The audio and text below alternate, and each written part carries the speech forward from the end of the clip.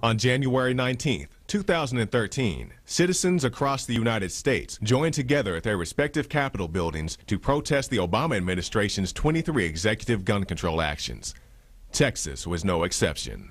Now, Sheriff, people don't seem to understand the significance of sheriffs speaking up in their communities. Why should sheriffs speak up?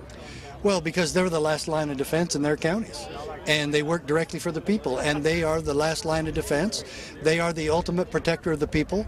They promised when they took their oath and when they took their job to protect the people's rights. And now we have sheriffs all over the country doing that, and that's exactly what every one of them promised to do. Right. Now, did you get the turnout and the response you were expecting today? Oh, man. This was fantastic. I have to tell you, we really missed Alex here today. It was a great crowd, maybe 200 to 2,500 people.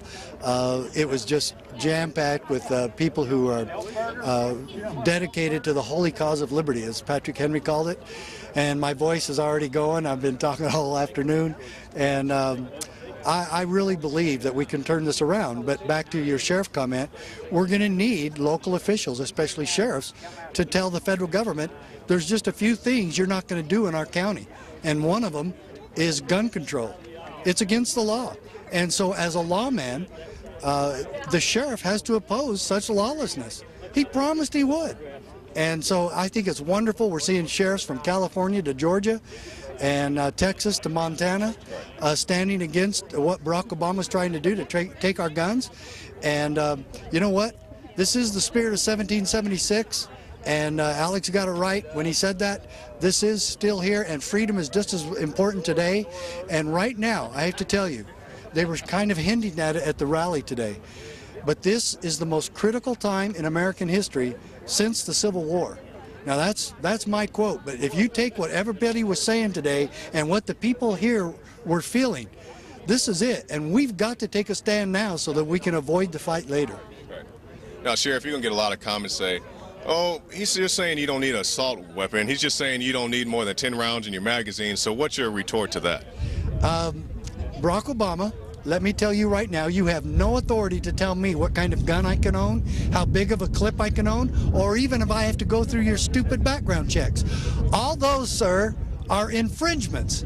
And I'll own whatever kind of gun I want, and it's none of your damn business. Stay in Washington or go back to Kenya where you're from and leave us the hell alone.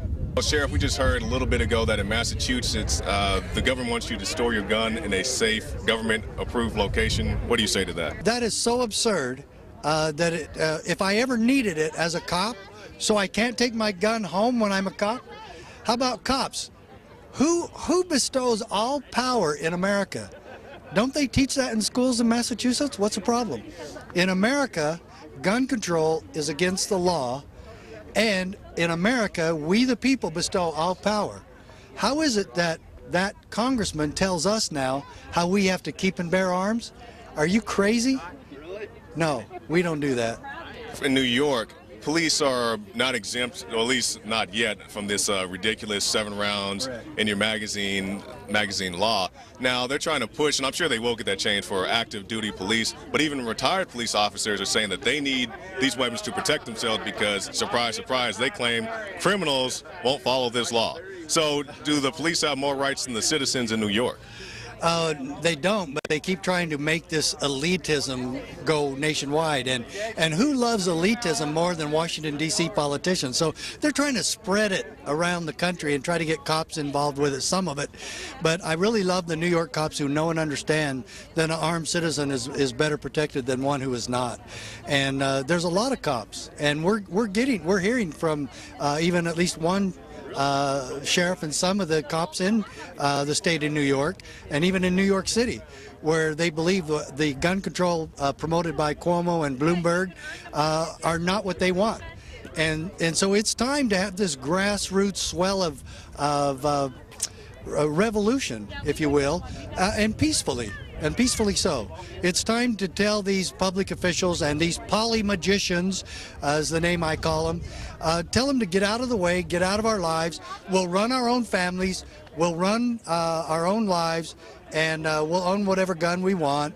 And unless we commit a crime, you, sir, have to leave us alone.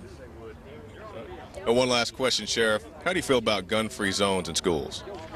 Gun-free zones. That's probably the stupidest thing that we ever came up with. As a law enforcement professional, you really think that because we put a sign in front of your school that's a gun-free zone, that is going to make it so? And that we tell every lunatic and pedophile and drug dealer that all our schools are gun-free zones, come in and do whatever you want. How lunatic can we be? Thank you for your time, Sheriff. Thank you. Good to see you.